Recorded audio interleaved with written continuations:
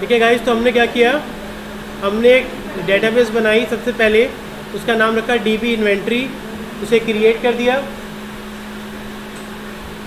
मैं task create कर रहा हूँ, प्लीज़ इधर देखते जाओ। ओके, जब आप ये डेटाबेस क्रिएट कर लेंगे तो अब हमें टेबल बनाना है।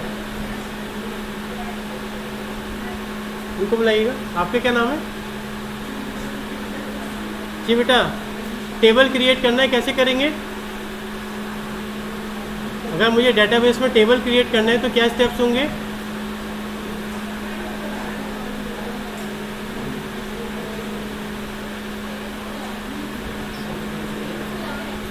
टेबल्स पे जाके राइट क्लिक किया,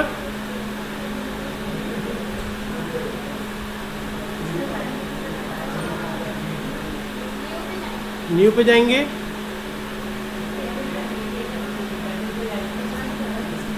फिर टेबल पे क्लिक कर देंगे।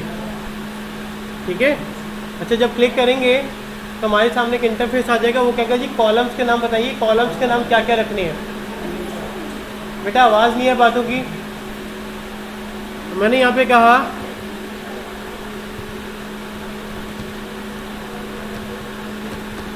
कैटेगरी आईडी, और यहाँ पे मैंने कहा ये इंटीजर है।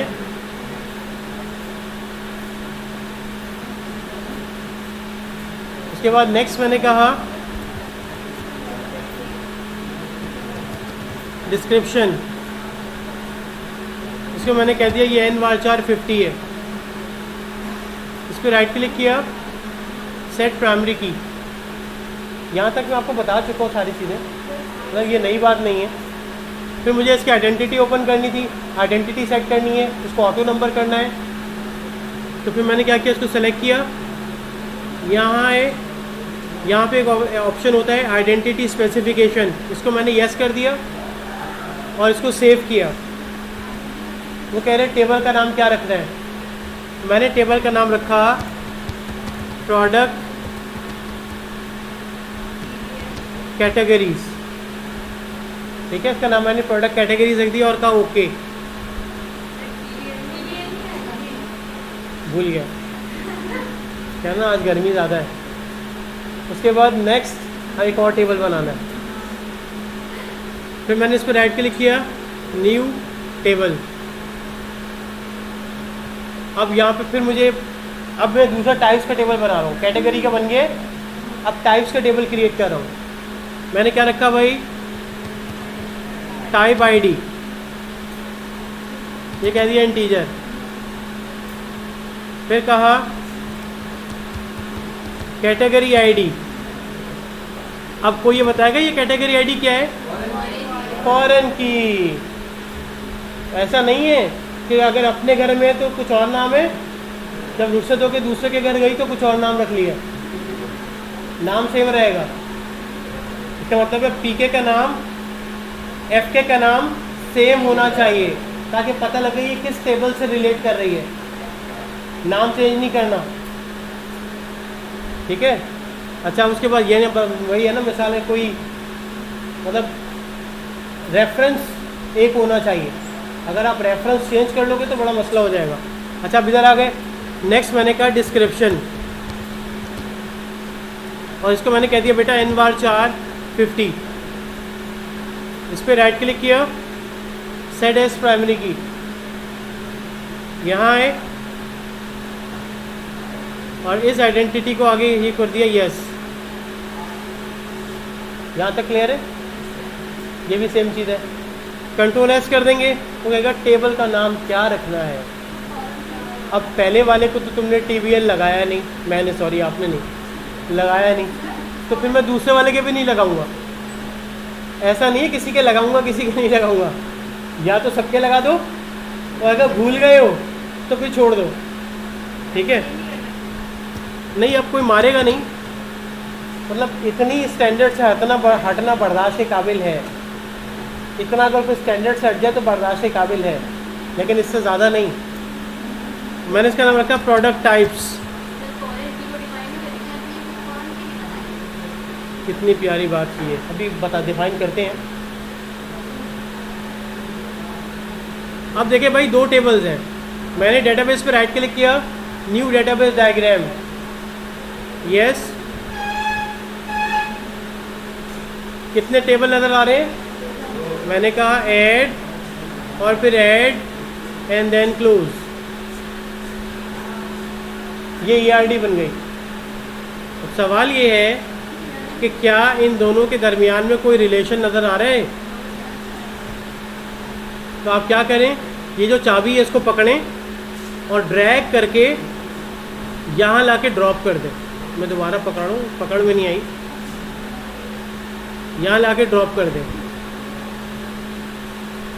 अब वो कह रहे हैं कि क्या इन दोनों के ताल्लुकात इस्टेब्लिश कर दूँ?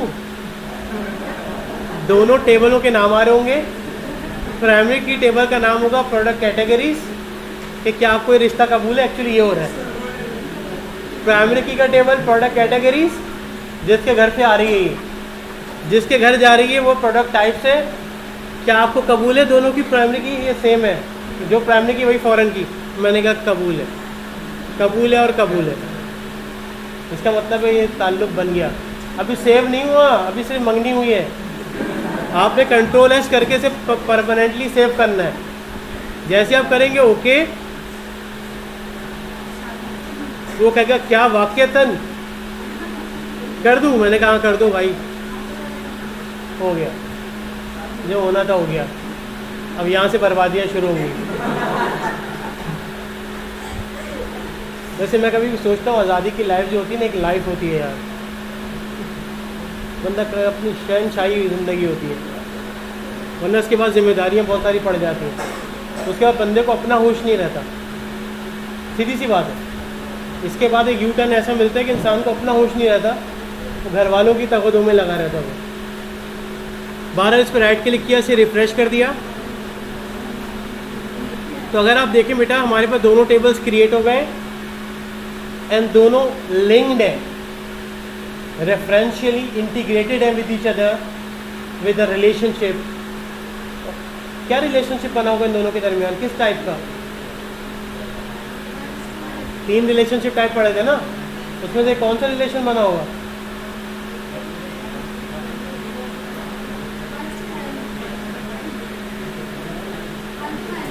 वन टू मैनी, शाबाश। एक कैटेगरी की बहुत सारी टाइप्स है ना, वन टू मैनी बनता है। अब लेकिन अभी तक उसमें हमने डेटा नहीं डाला, इसका मतलब है जो टेबल्स हैं वो एम्प्टी टेबल्स हैं। और जब भी आप अपने प्रोजेक्ट के इस तरह से टेबल्स क्रिएट कर लेंगे, उनके रिलेशनशिप इस्टेब्लिश कर लेंगे, उसके बाद टेबल्स में डेटा डालेंगे। ये बात याद रखिएगा, टेबल्स के अंदर डेटा पहले नहीं आएगा, टेबल्स के अंदर डेटा बाद में डलता है, रिलेशनशिप्स पहले बनते हैं। बात क्लियर है? तो पहले रिलेशनशिप बन जाएंगे, फिर उन सारे टेबल्स में डेटा आएगा। कोई भी टेबल खाली नहीं रहेगा डमी डेटा से, जैसे मैं डाल रहा हूँ। अब ये नहीं है इसके अंदर बैठ के 300 रिकॉर्ड डाल रहे हो कि सर अभी बहुत टाइम लग रहा है, सर महीना हो गया, हम अभी तक डेटा ही डाल रहे हैं। तो भाई सिर्फ डमी डेटा डालना है, 5-8 रिकॉर्ड डाल के छोड़ दो जो स्क्रीन पे नज़र आएंगे। सही है? कैसे होंगे? अच्छा, कैटेगरी में पहले डेटा डालेगा या प्रोडक्ट टाइप्स में? ऐसे एक सवाल है आपसे, पहले डेटा प्रोडक्ट टाइप्स में डालूं या प्रोडक्ट कैटेगरीज में डालूं? जिस टेबल में कोई फॉरेन की नहीं है उसमें डेटा पहले डालना। ये निशानी याद रखना, सॉफ्टवेयर के हवाले से बता रहा हूँ। जिस टेबल में कोई फॉरेन की नहीं है, इसका मतलब है उस टेबल की कोई फंक्शनल डिपेंडेंसी नहीं है किसी दूसरे टेबल के साथ, वो टेबल इंडिपेंडेंट है, उसमें पहले डेटा इंसर्ट करना। दूसरे नंबर पे डेटा उन टेबल्स में डालना जिसमें एफकेस पड़ी हुई, और वही आईडी यूज करना जो पीके में डालते हुए आ रहे हो। बात क्लियर हो गई? तो पहले प्रोडक्ट कैटेगरी में चलते हैं, बिकॉज क्योंकि उसमें कोई डिपेंडेंसी मौजूद नहीं है। मैं कैटेगरी में आ गया। अब कैटेगरी में मैंने यहाँ लिखा एज वी प्लान्ड, जैसे हमने प्लान किया था, कुकिंग ऑयल। अब आप देखो उसको आईडी मिल गई है 1। उसके बाद है डिटर्जेंट्स, उसको आईडी मिल गई है 2, और कुछ रह गए चलो मसाले डाल देते हैं। कैटेगरी 3, 3 ही रखना भी फिल वक्त, वैसे तो बहुत सारी होंगी। अच्छा, ये बहुत सारी डलेंगी कैसे? आप प्रोडक्ट कैटेगरीज की इंसर्ट अपडेट डिलीट की स्क्रीन बनाएंगे विद ग्रिड व्यू। बात समझ में आ गई? तो यूज़र क्या करेगा, अपने हाथ से एंटर नहीं करेगा यहाँ पे, वो स्क्रीन से इंसर्ट करेगा कैटेगरीज को। बात क्लियर हो गई? उसके बाद फिर आप जाएंगे प्रोडक्ट टाइप्स में, तो प्रोडक्ट टाइप्स की भी इंसर्ट अपडेट डिलीट की स्क्रीन बनेगी ऐसे ही। लेकिन अब होगा क्या, आप कहेंगे कैटेगरी 1, याद है किस चीज़ की थी? कुकिंग ऑयल की। तो हम कहेंगे हबीब कुकिंग ऑयल कैटेगरी 1। अब ये मत कर देना कैटेगरी 2 डिटर्जेंट हबीब कुकिंग ऑयल, मतलब ये ह्यूमन एरर हो सकता है, बट ये human error at the time of data feeding है, मतलब अब सिस्टम को फिर से करेक्ट करना पड़ेगा बाद में, क्योंकि डिटर्जेंट नहीं होता हबीब कुकिंग ऑयल। सही है? उसके बाद आप कहेंगे मीज़ान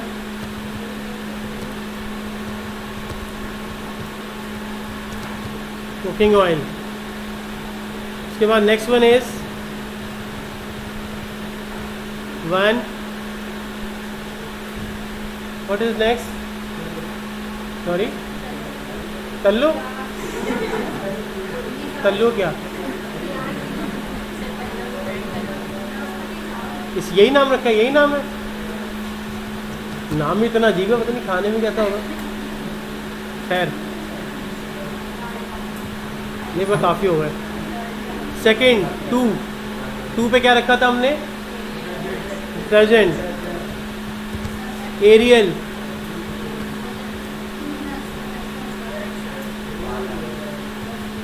इसके यहाँ बोनस यूज होता है, बोनस। तीसरी कैटेगरी क्या रखी थी? शान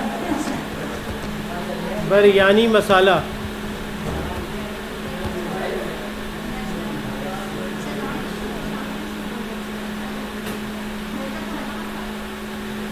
उसके बाद क्या है?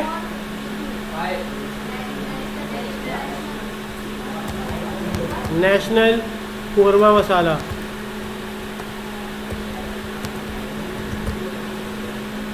गलत नाम ले लिया यार, भूख लग गई। चले बहरहाल, अब लेट से अगर मैं कहता हूँ select steric from product types, for example देखिए, मैंने एक क्वेरी लगाई अपने डेटाबेस के अंदर, या समझ लो मेरे अपनी एप्लीकेशन के अंदर, और ग्रिड व्यू में मैं दिखाना चाह रहा हूँ प्रोडक्ट टाइप्स का data. Select steric from product types, अगर मैं ये कर दूँ तो आपके पास ये डेटा आएगा ग्रिड के ऊपर, और अगर आपके पास ये आईडीज़ आ रही हैं तो आपके सॉफ्टवेयर में, एप्लीकेशन में, यानी आपके ग्रिड व्यू में, तो फ़ायदा नहीं है आपको इस तरह का डेटा डिस्प्ले करवाने का। तरीका ये था, इस आईडीज़ की जगह पे इसकी डिस्क्रिप्शन आते, यहाँ पे इसका डिस्क्रिप्शन आता, नहीं समझ रहे? यानी इसकी जगह डिस्क्रिप्शन आता ग्रिड व्यू में। यूज़र को थोड़ी पता है आईडी क्या है, या वो आईडी देखना जाएगा तुम्हारी प्रोडक्ट कैटेगरी की स्क्रीन में कि फ़लाने की आईडी क्या थी, उसको यहाँ डिस्क्रिप्शन दिखाओ ना। ये इसलिए क्योंकि बहुत से लोगों ने डमी डेटा डाल के ग्रिड में आईडीज़ दिखाई हुई थी। जब मैंने पूछा ग्रिड व्यू को डाली तो कहा डमी डेटा है।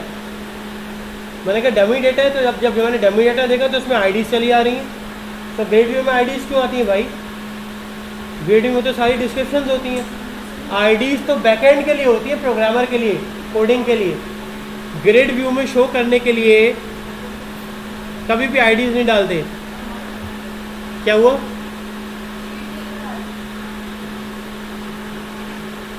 अब ये काम कैसे होगा कि हम प्रोडक्ट टाइप्स यहाँ से चूज़ करें और प्रोडक्ट कैटेगरी की डिस्क्रिप्शन प्रोडक्ट कैटेगरी से चूज़ करें। यानी फॉर एग्जांपल मैं दिखाता हूँ, देखा मैं चाह क्या रहा हूँ, पहले मैं ये बता दूँ, उसके बाद मैं नीचे क्यूरी बनाता हूँ। मैंने कहा select historic from product categories. ये क्या हुआ? अब सपोज मैंने दोनों चला दिए,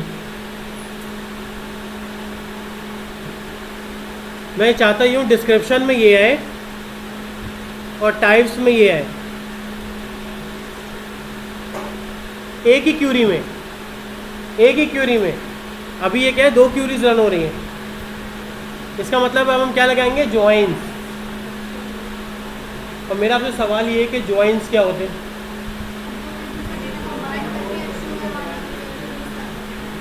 कितनी तरह के होते हैं?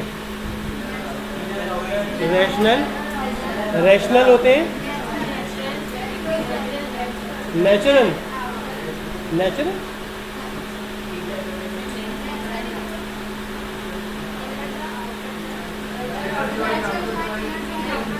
नेचुरल जॉइन कौन सा होता है?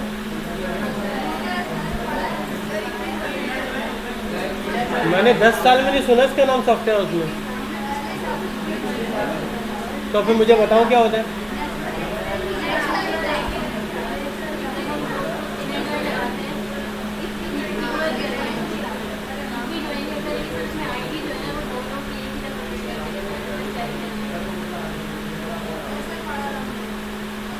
चलिए अब नेक्स्ट क्लास के अंदर इसका जॉइन लगा के देखेंगे कि इसमें जॉइन कैसे लगते हैं। ठीक है।